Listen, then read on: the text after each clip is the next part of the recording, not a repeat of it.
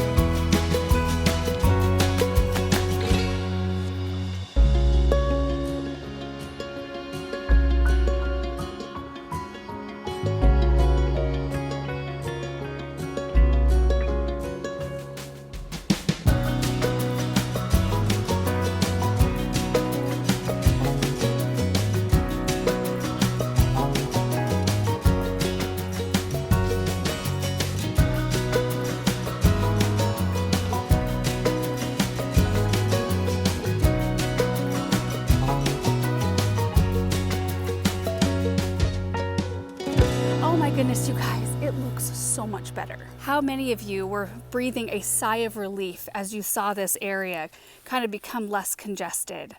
I definitely was. Oh my goodness. Now this whole area is going to get a huge retool anyway, just because of all of this new stuff over here. Removing that tree, I know it probably hurt some of you guys to see that coming out, but it is so much better having that gone. I've got other plants around it that were suffering because it was just too much for this space. I've never been the hugest fan of weeping trees like that. We were sent that Snow Fountains cherry, so I thought I'm going to plant this and see if I like it here. Who knows? You know, sometimes your taste evolves, and if you've got a plant in the right space, maybe if you don't like it somewhere else, you might like it in a new space. I don't know. So anyway, it looked pretty for a minute in the spring when it was in bloom, and then it was just kind of a wild, mangy mess the rest of the season, constantly cutting those great big wild arms that would come off the top. But the exciting part about it, I'll show you what I saved from it. The trunk right here. So cut it off right at the top, and then, you know, of course, clean at the bottom, and it's a beautiful straight piece of cherry. And our editor is a woodworker as well. And he makes beautiful stuff. So anyway, he's going to take that and turn it into something fun. So the tree will live on, and it will be much better as something that Ken makes rather than right here in this spot of the garden. When we cut that down, all of a sudden you could see the smoke bush. That's a Winecraft Black. You could see the things behind it. It unearthed a couple of Zephyrin roses that are in bloom right now in November. Look at how gorgeous those are. Now, I did a little prune on the roses. You know, there was a bunch of wild canes coming out. I cut those off, but I'm not going to do a major cleanup on the rose until late winter, early spring. We'll come out here and do that. I did the same on these other two here. Just kind of cleaned them up, but not 100%. All the borage came out here. The lamb's ear we will probably cut back here fairly soon. It just still looks pretty decent, and so I didn't want to take everything out of this space, but that one usually turns into kind of a slimy mess as well once we get some moisture. I do have a couple of Brunnera that self-seeded. No, these didn't self-seed. That one self-seeded. I had a little hedge here when we had the, you know, the pondless waterfall was about right where that maple is. Anyway, I need to dig those up and transplant them, so that's on the list to do. Cut back some iris in here. I cut back the hibiscus, which really isn't recommended to do until late winter, early spring, and usually you cut them back further than that. That's why I left them long. I thought, well, if I'm going to cut them back now, I'll just go ahead and leave them a lot longer than I normally would, and then in the spring I can come and clean them up further. But it did unearth the witch hazel that I have back here. This is an Arnold's Promise. So this one will be in beautiful bloom in just a couple of months or less. They put on gorgeous, like right here, yellow blooms. But there were rose canes climbing way up into this October Glory maple. I did leave some of the annuals and some of the perennials that we could cut back now, but I just left them. This is the Boom Chocolata geranium. It's got some really pretty fall color.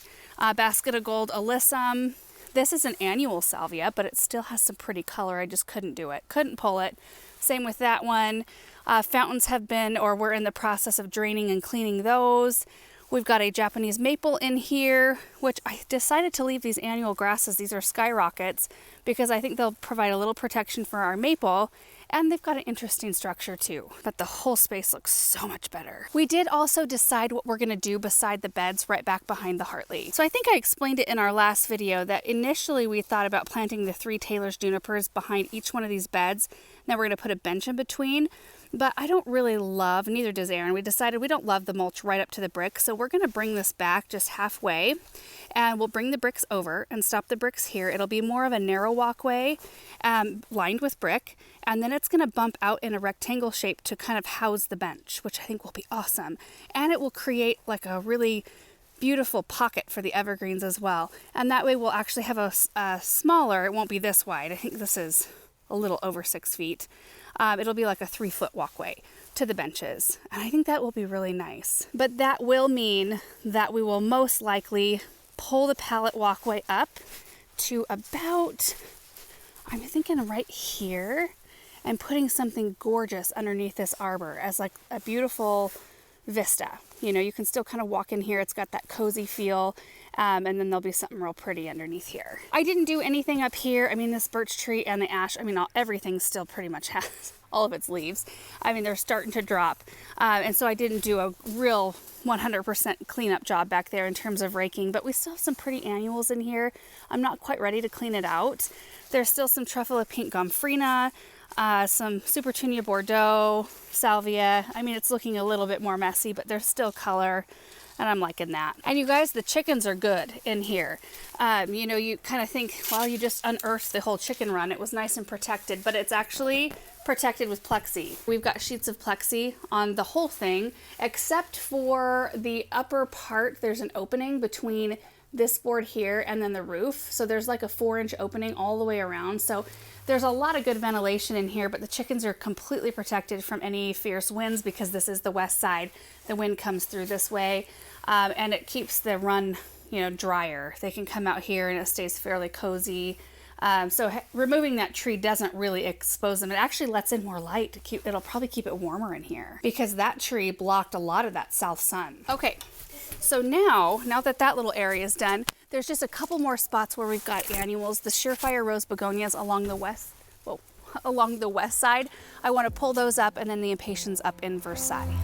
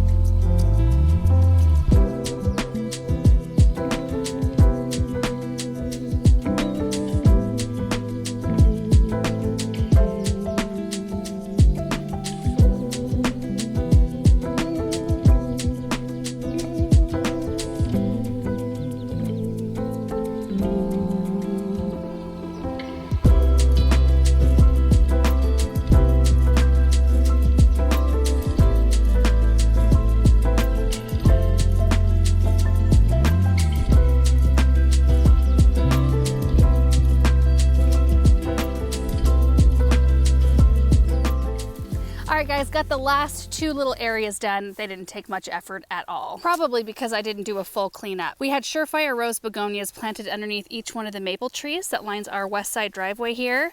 And they did so great. They were such a beautiful annual over here. But you can see that there are still a lot of leaves on the trees.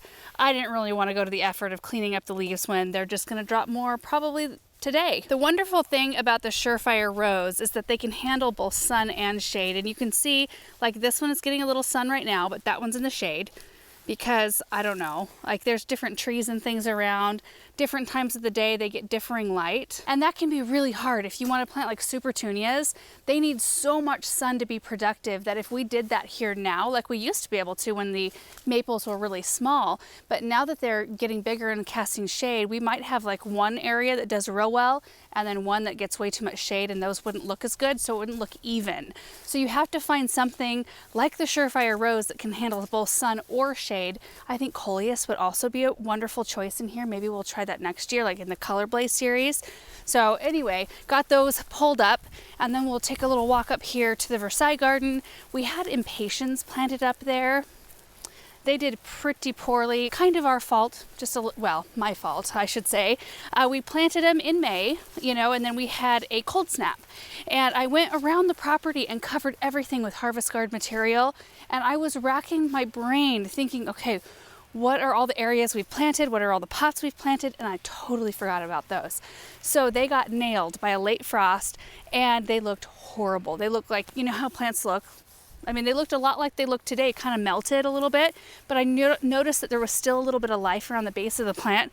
So we left them, and they did rebound for a minute, and a couple of them, the ones on the south side, they grew really well. The ones on the north side didn't grow well at all, so it's not something I will repeat out here. Yeah, so these right here, the south ones, those all did pretty well, and they were full coverage. This quadrant right here, I don't think, did I even pull any out today? I think they were all dead in this area, and there were just a handful in that one. This is a really weird area too, because you can see the locust trees here. Sun comes up over there, east side, a tiny bit of morning light, and then they're protected for a bit, but then they get nailed in the afternoon with some sun. They're just a really kind of odd spot, and we don't have drip irrigation here. It's one of the, I think maybe the only spot. So the water that the plants get right here is the water from the grass sprinkler system, which isn't that great because this is such a weird formation of grass. It makes it a little bit difficult for coverage. So anyway, yeah, I think I'm going to come in here with some bulbs though, because have I ever done that? Have we ever planted bulbs in these areas in particular? I know we've done it around the urn, but I thought, oh, this would be such a fun area to see some big spring color. So anyway, that is it for today's video though. Just wanted to show you a little bit of clean out that we're doing. You know, Paul and Bethany have been working really hard to clean up annual beds. We typically do clean up all of our annuals. I don't really want to see, you know, dead annuals all season because I know they're not going to come back the next one.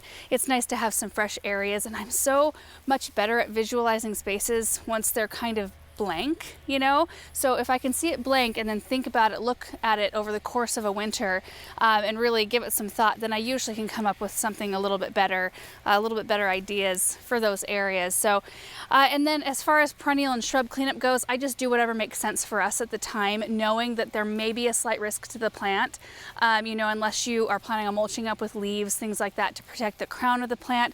You know, I used to never do that. I used to never worry about it, never had any issues with my plants. It doesn't mean that I won't, you know, because some years we have weird winters, but you got to just kind of fit things in when it works for your schedule. I totally understand that, just because I'm coming from that background of not being able to do it in the spring and having to do it all in the fall so that I didn't make myself crazy. I just remembered I wanted to show you those luminary phlox that we recently planted. They look so good. You can't see them right now because they're not grown up to their full size.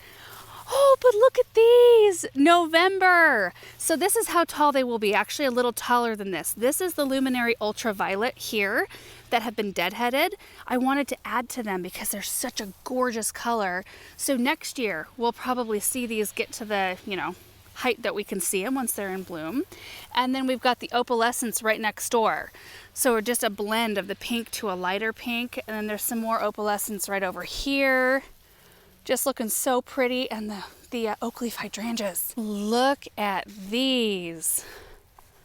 Oh my goodness. The fall color on these, just spectacular. So, so gorgeous. In terms of other fall cleanup, it's really just at this point leaves, which all of the leaves that are healthy, you know, that are coming down off the trees, which there are so many left to fall. I'm kind of looking around like so many left that we're going to need to pick up. A lot of those are going out to mulch up the dahlias, but anything like the borage that has a bunch of insects on it, we did dump that out in the new property. We've got a pile out there that we burn, and we burn like twice a year out there, so that it will just take care of the aphid problem. Thankfully, aphids aren't that big of an issue, and I know some people will just compost that sort of thing and it'll most likely take care of the problem, but I would never try to compost something that's got a fungal issue or spider mites or something like that. We want to burn those things. Anyway, that is it for today's video. Thank you so much for watching. I hope you enjoyed it, and we will see you in the next one. Bye.